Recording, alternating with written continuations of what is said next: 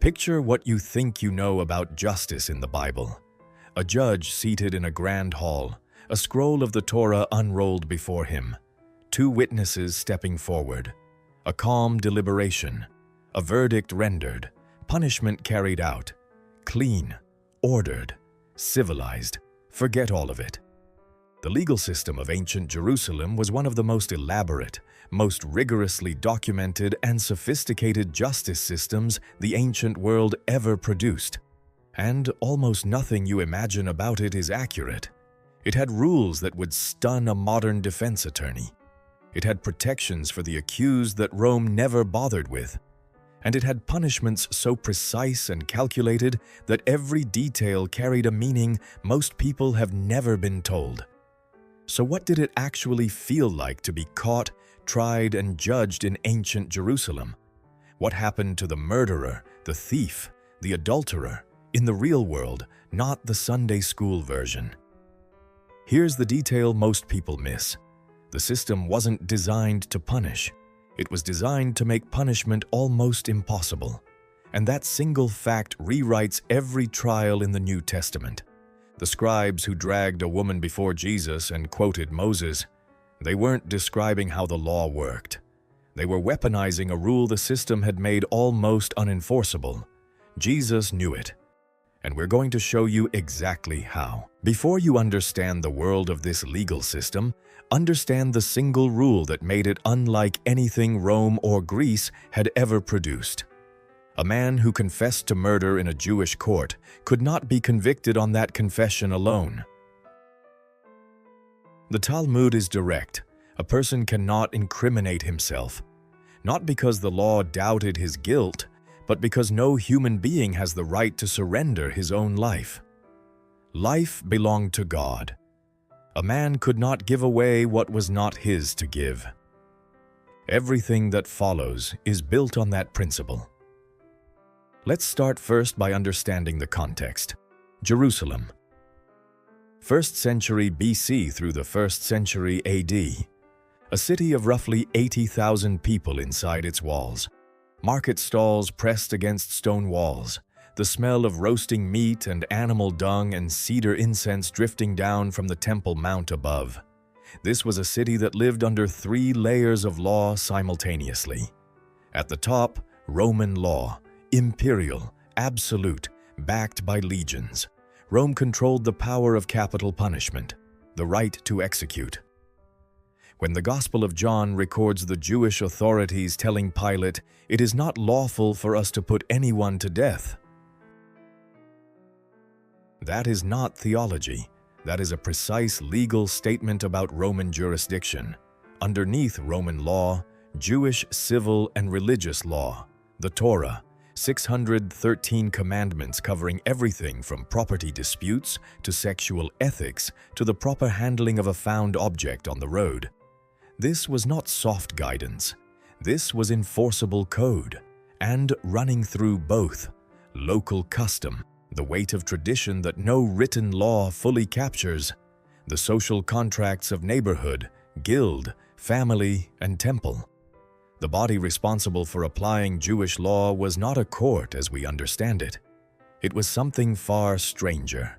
It was called the Sanhedrin. 71 members, scholars, priests, elders. The great Sanhedrin sat in Jerusalem, specifically, according to the Talmud, in a chamber called the Lishkat Hagazit, the chamber of hewn stone. Built directly into the wall of the Temple Mount, half inside the sacred precinct, half outside, a deliberate architectural statement that justice sat at the threshold between the human and the divine. They met in a semicircle. The accused stood in the center. No raised bench for the judges. They sat at the same level as everyone else. The symbolism was intentional. No man sat above another in the presence of God's law. In smaller cities and towns, local courts of 3 or 23 judges handled lesser cases. Only the great Sanhedrin of Jerusalem could try capital cases. Capital cases. That phrase matters, because the rules that governed them were unlike anything the ancient world had seen before. Here's the detail that changes everything about how you read every trial in the Bible. To understand crime and punishment in ancient Jerusalem, you have to understand what the law meant to the people who lived inside it. This was not a legal code in the modern sense, a set of external rules imposed by a government. The Torah was understood as the direct speech of God. Every law carried the weight of covenant. To break the law was not merely to commit a crime, it was to rupture a relationship. The rabbis counted 36 offenses in the Torah that carried the death penalty. 36. Murder, yes, but also adultery, blasphemy, idol worship, violating the Sabbath, striking a parent, kidnapping, bestiality, false prophecy. Read that list again. Now ask the question nobody asks. How many people were actually executed under this system? Almost none. The Talmud preserves a ruling from the great sages Akiva and Tarfon, two of the most revered legal minds in Jewish history. The ruling states, a Sanhedrin that executes once in 7 years is called destructive. Once in 70 years, and some say even that, is called a court of murderers. Read that again, slowly.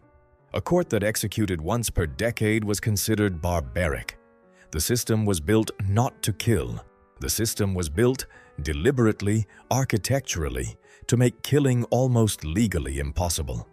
Because the law did not trust human judgment with the finality of death. It had seen what happened when it did. So what the law created instead was a system of procedural barriers so high, so precisely calibrated, that the death penalty became almost theoretical, a statement of the gravity of certain sins rather than a practical instrument of execution. And those barriers are where the hidden layer lives, because every single barrier tells you something about how these people understood God, humanity, justice, and mercy, in ways no theological textbook has ever quite captured. Walk through the gate with me. Here's the detail most people skip. You could not be convicted of a capital crime in ancient Jerusalem unless 2 things happened first. 2 things almost no crime scene could ever provide. First, 2 independent witnesses, not 1. 2. And not just any 2 witnesses. 2 witnesses who had observed the crime directly, simultaneously, from close enough proximity to see the act itself. Circumstantial evidence did not count. Inference did not count. Deduction did not count. If one man killed another in an alley and a single witness saw it happen, no conviction. If 2 witnesses arrived separately and gave slightly different accounts of peripheral details, the testimony was invalidated. The standard of agreement required between witnesses was extraordinary by any measure. But that is only the first condition. The second is the one that stops most people cold. Hatra'ah, the warning. Before a capital crime could be prosecuted, the witnesses had to have warned the perpetrator, immediately before the act, that what they were about to do was a capital offense, and that they would face execution for it. The perpetrator then had to acknowledge the warning, verbally, and proceed anyway. Think about what this means in practice. Dawn on a Jerusalem street. A man draws a knife. 2 witnesses are present. For a conviction to be possible under Jewish law, those witnesses must have stepped forward in the moments before the blade moved and said, out loud, "What you are about to do is punishable by death under the law of God." The man must have heard, understood, and chosen to proceed. Only then does the act become prosecutable as a capital crime. Here's what surprises most people about this rule. It wasn't a flaw in the system. It was the entire point. The warning requirement was not a loophole that let criminals escape. It was a theological statement.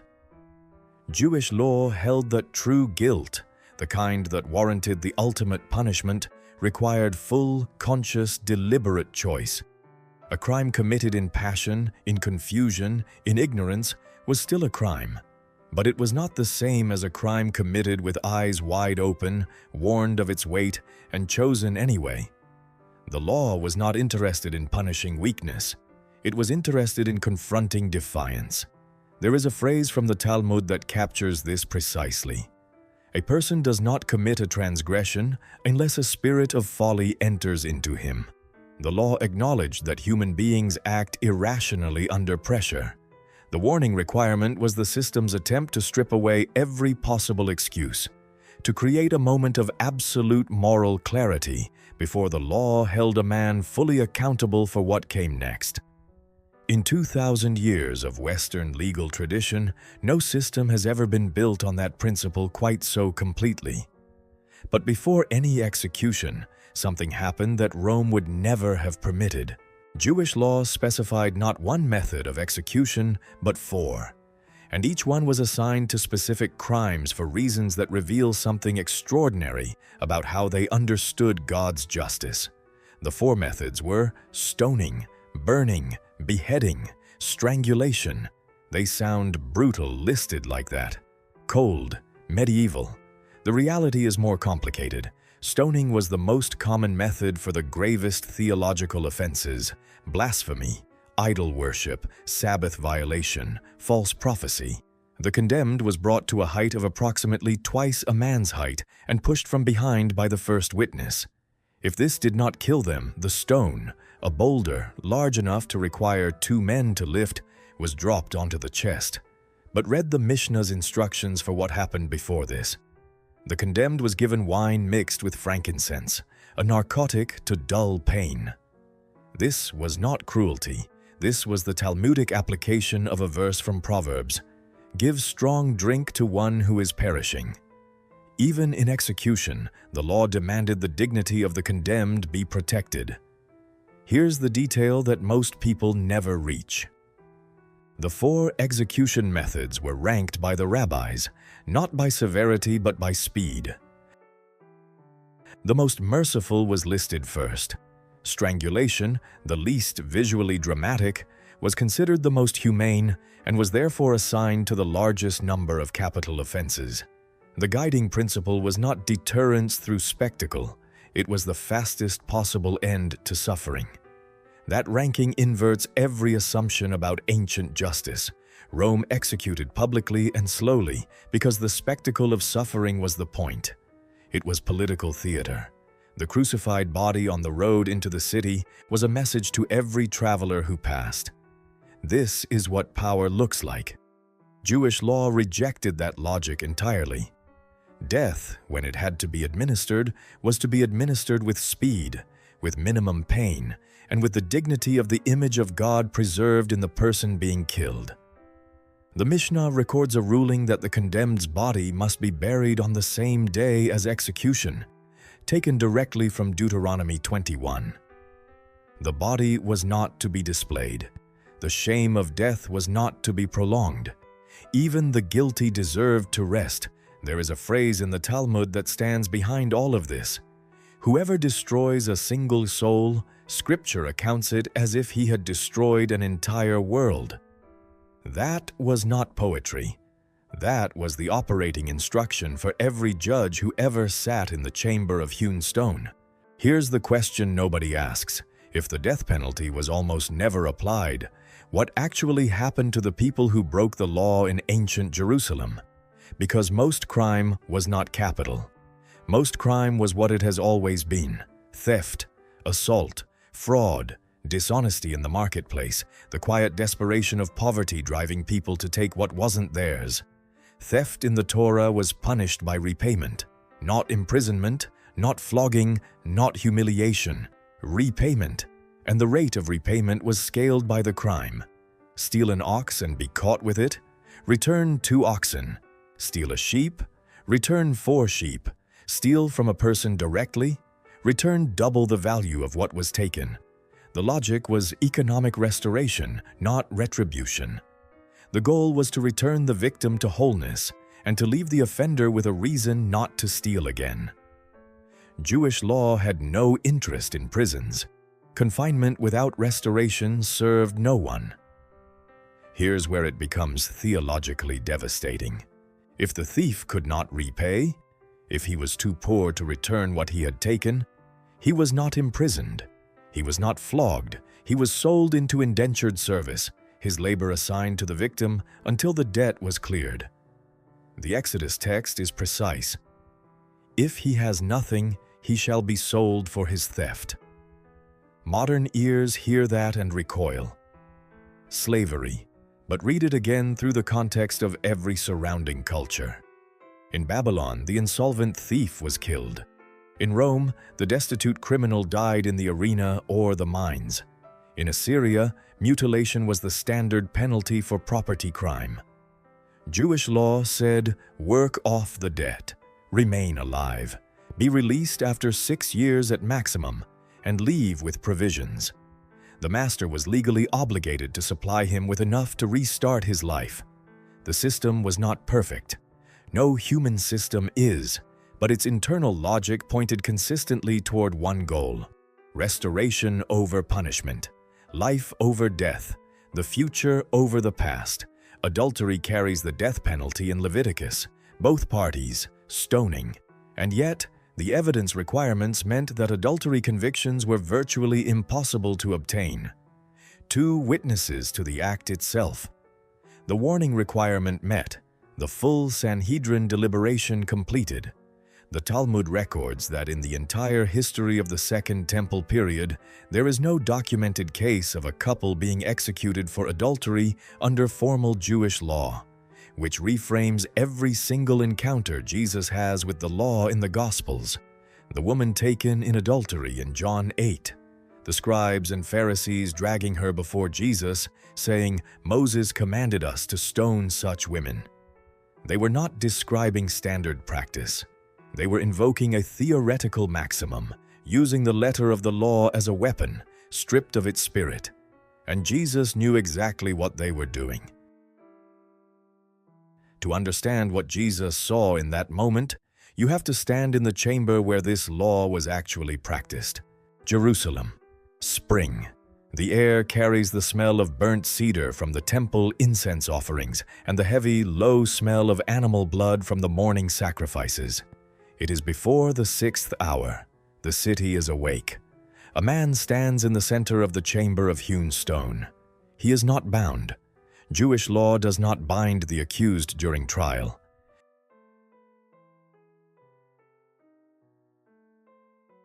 He stands freely in the semicircle of 71 judges seated at his level, their faces close enough that he can read their expressions. The stone beneath his feet is cool, hewn, smooth from years of use. Half of this floor, he knows, is inside the sacred precinct of the temple. The other half is not. He is standing at the edge of 2 worlds. The head of the court speaks first, not to him, to the witnesses. The questioning begins. 2 men who saw what he did standing apart from each other now, interrogated separately. The same 7 questions put to both. What day? What time? Where exactly? What were you standing on? What was he standing on? Did you warn him? Did he answer? The man in the center listens. He knows the rules. Everyone in this city knows the rules. He has known since childhood that there are 71 men who must agree before anyone dies inside the law. The questioning stretches for hours. No one rushes. Haste is itself a form of injustice. The Mishnah is explicit on this point. Each judge speaks in order from youngest to oldest, so no junior judge can be swayed by a senior voice before his own reasoning is complete. At the end of the first day, the court adjourns.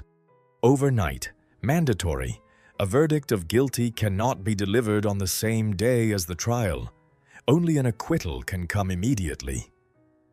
The law builds in a night of doubt, a forced pause between judgment and finality, because what if one judge has missed something?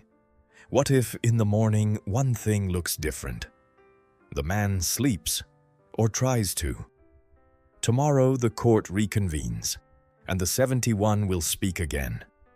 By the 1st century AD, this system was under unbearable pressure. Roman occupation had stripped the Sanhedrin of capital jurisdiction. The temple itself, the building that gave the chamber of hewn stone its meaning, its location, its divine mandate, was gone by 70 CE, burned to the foundation by Titus's legions. Two legal philosophies had been moving toward each other for a century. They collided in the courtyard of Pontius Pilate. Rome understood law as the power of the state made visible. Jerusalem understood law as the image of God made audible. And the collision changed the world. Stone floor, cedar smoke, the weight of a world. What the legal system of ancient Jerusalem reveals is not a primitive attempt at justice that we have since improved upon. It reveals a civilization that had thought harder about the problem of human judgment than almost any other in history. They had looked at the capacity of courts to be wrong, to be corrupted, to be used as weapons by the powerful against the powerless, and they had built a system specifically designed to fail safely, to break in the direction of mercy rather than in the direction of death. The warning before the crime, the two witnesses, the confession that proved nothing, the overnight delay before a guilty verdict, the wine mixed with frankincense, the burial on the same day. Every single procedural barrier was an act of faith, a declaration that the image of God in a human being is so sacred that the law itself must be bent into impossible shapes before it can destroy one. The chamber is rubble now. The city has been destroyed and rebuilt and destroyed again. The 71 men who sat in that semicircle are dust. But the principle they were trying to protect is not. The question of what a society is willing to do in the name of justice, how many walls it builds against its own worst impulses, is not an ancient question. It is the question. It always has been. The chamber was hewn from stone. The law was hewn from something older,